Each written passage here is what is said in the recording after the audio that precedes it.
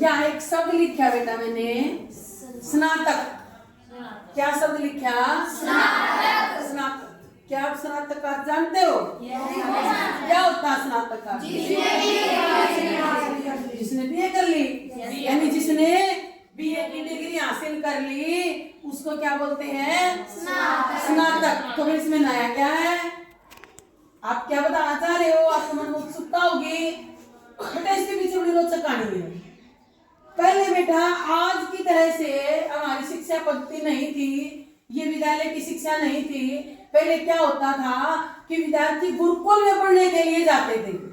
वो अपने घर से दूर रहते थे, वहीं पर रहते थे वो गुरुकुल के अंदर ही, और वहां पर 25 वर्ष तक वेदों का अध्ययन करते थे, यानी अपनी शिक्षा पूरी करते थे। उसमें ब्रह्मचर्य आश्रम धर्म का वो पालन करते थे, ब्रह्मचर्य आश्रम में रहते थे 25 साल।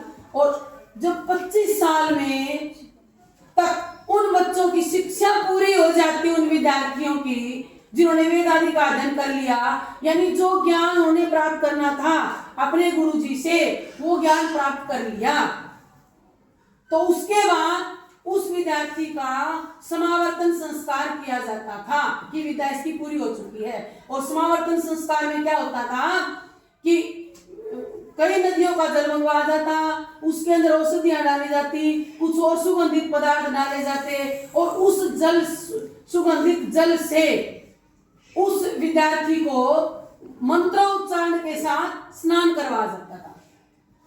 समझ आई बेटा?